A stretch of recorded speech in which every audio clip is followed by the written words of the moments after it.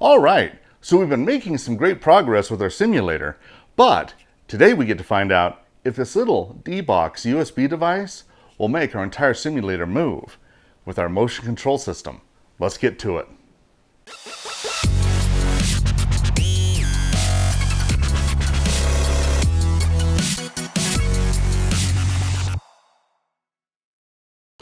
All right, so we have a few things that we need to get done today with our motion control system setup. So first of all it's kind of in pieces, and that's how I got it. As you can see, just kind of looking at some of the film here,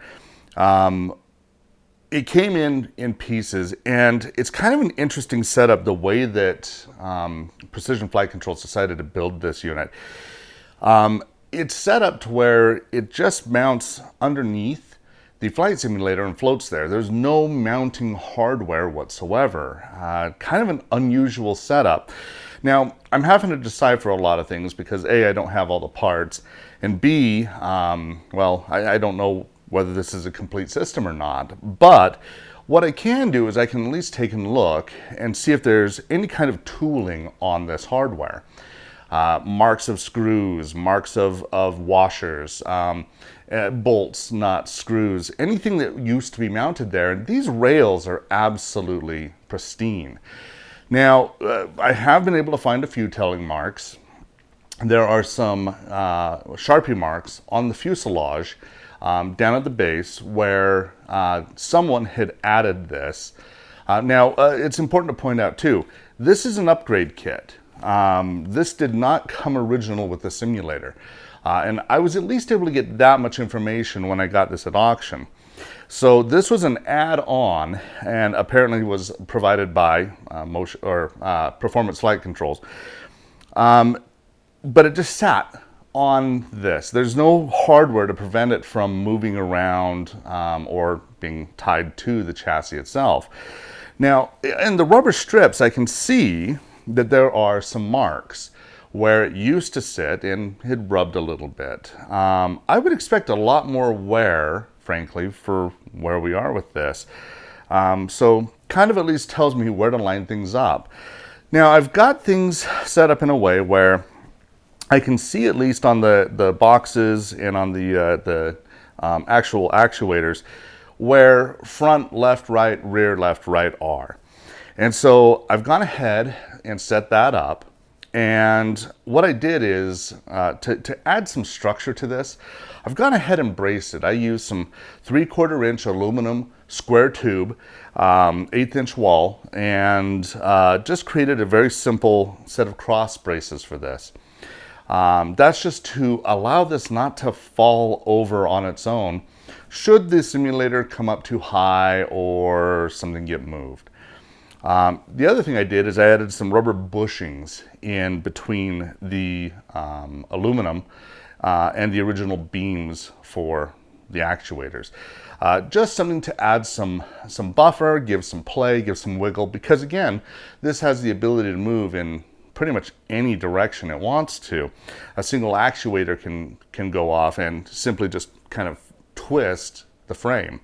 So we wanted to have a little bit of play there, but I'd rather that play was in this than in the frame of the actual simulator. So yeah, I think what I need to do is just kind of move forward on the install. Now, the wiring on this is kind of interesting. Everything just seems to float and get placed on the ground underneath the simulator. The DBox actuator controllers are actually short enough to where with the existing legs, they don't get crushed by the simulator, so they just sit underneath it. What I've gone ahead and done, just again for easier install for me and maintenance, is I've gone ahead and created a little skateboard. It's just a piece of ABS with some roller casters on it. And that'll allow me to install it easier. And should any of these cords pull, there's a little bit of give there versus being dragged across the floor repetitively. So that's kind of the plan moving forward.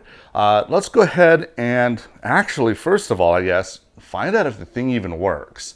So I'm going to start there and let's see if this works. All right, so here you can kind of see what I was talking about. This is the little skateboard I've created. And what I need to do is now connect that up to the simulator. Now, fortunately, DBox has some great information online, and they seem to be pretty open with what they're doing. I'm going to go ahead and take the camera here and just angle it down so you can see what I'm doing. So what I need to do is I need to connect this, and it's pretty straightforward. So I'm going to take and basically use a couple network cords. That's how these devices all talk to each other, and apply some power here, and then we'll move over to the computer. So you have a master and slave device, and in this case, I've been able to kind of discern this is the master. So what I do is I basically just take my Ethernet cable here, and I'm going to plug it into the client port right here. And this is going to go off to our KIP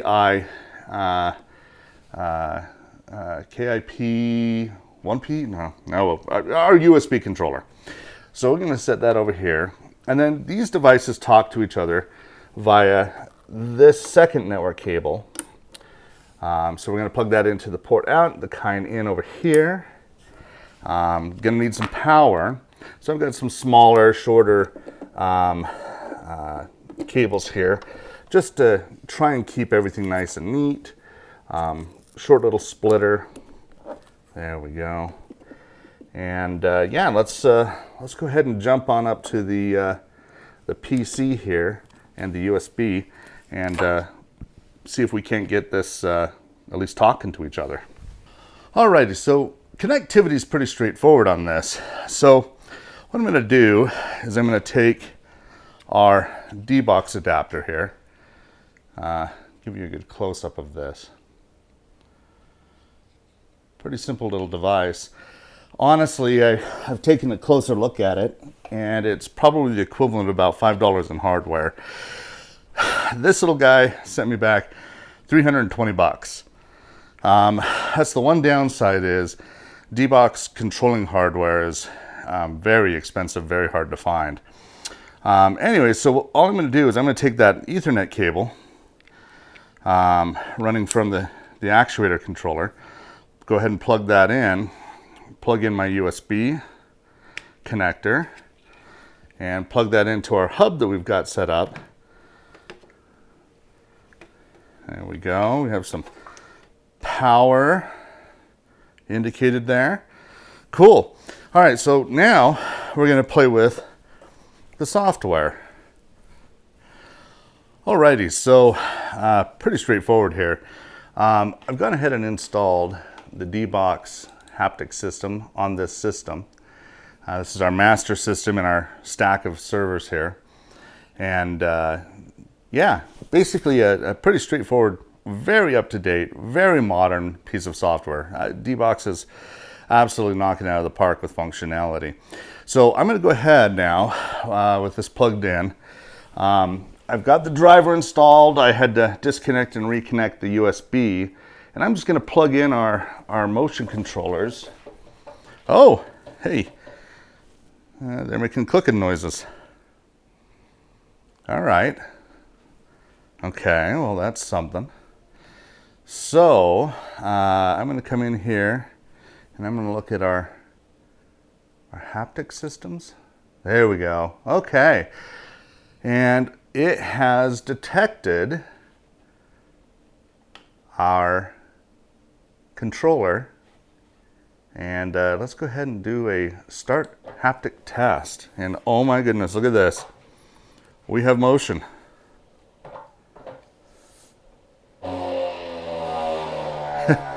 And noises. Step back here, see if I can show this off more. Oh my goodness. How cool is that?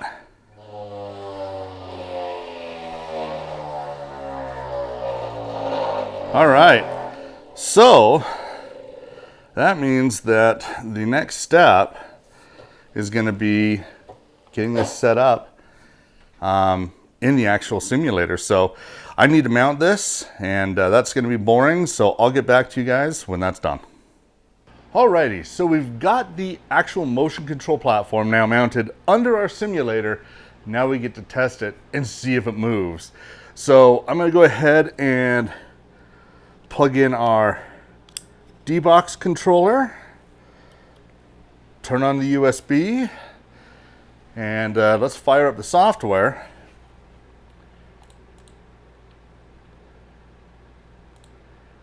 Looks like it's detected it, so let's start a test. It's moving.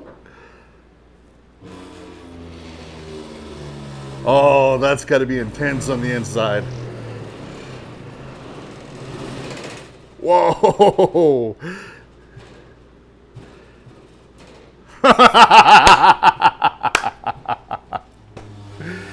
Now you tell me that won't be fun. That is absolutely awesome. So I'm going to go ahead and load up the profile for X-Plane 11. That's what I've got set up right now on it. And we should be able to get some actual controls working. Let's see if that works. All right, it took me a little bit of fussing around. Found some gremlins in the plane today. So number one, turns out the Precision Flight Controls USB interface does not like to connect to my 3.0 hub. So I connected it directly to the PC and it solved that problem. The second problem I had is I had vibration but no motion, and turns out that was just some settings in the DBox X-Plane 11 profile that I had to go and tweak. So we can play with it now, and we can see we've got actual motion control happening on this.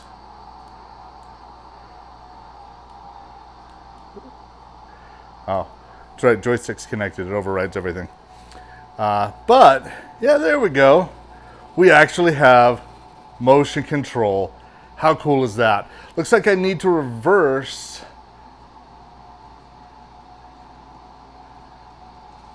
Yes, I do. Okay, so we've got to reverse that axis. That's really easy to do. That's an Alt-Tab and invert. Hit save. And that should be functioning properly now. Anyways, so yeah, big progress. Now, the next step I need to take is I need to take and make this little device from DBox a little more rugged. I'm going to do that.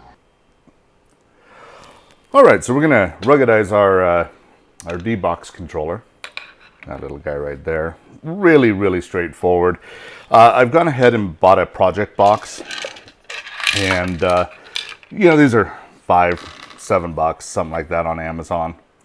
And I've gone ahead and hit it with my laser, give it a little branding, and also cut in some ports. And so for what I'm going to do, I've got a USB cord here, and I've got an Ethernet cord. This is a pighead style bulkhead adapter.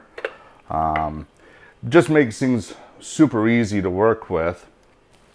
And to assemble this, all I've got to do is basically just install a handful of components. So in this case, I've got a USB-B to Mini, which is the connector on the DBox jack. And I'm just going to take some screws here, mount this up.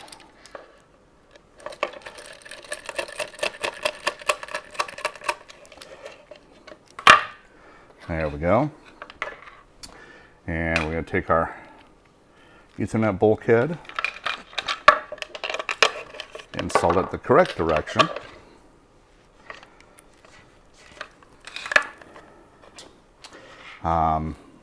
So I'm going to do a little extra with my my controller here. I've got these tiny little LED to fiber optic adapters. It basically uses a drop of hot glue, And what I want to do is have my connectivity and data lights work. So to do that, I'm going to just take 2 little pieces of fiber optic. This is just hobby grade fiber optic. You can pick this up for a couple bucks on Amazon. And we'll give it a healthy dab of hot glue to hold it in place. And because I'm an impatient person, I use these canning dusters with hot glue. Turn them upside down. Allows me to super chill my hot glue and kind of just keep things moving along. All right, so we'll take this and trim our fiber optic leads. And basically, same thing, just a little dab of hot glue, and we're going to be mounting them on our little LED spots here. Nice thing about this is if I ever want to remove it, all I need is a few drops of rubbing alcohol, and that will take care of it. It will almost immediately release.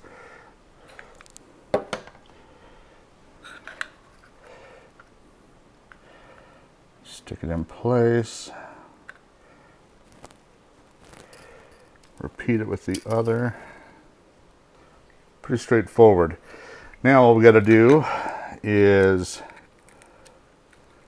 plug in our USB connectivity, our Ethernet connectivity, and ever so gently mount this in our case. There we go. 4 screws and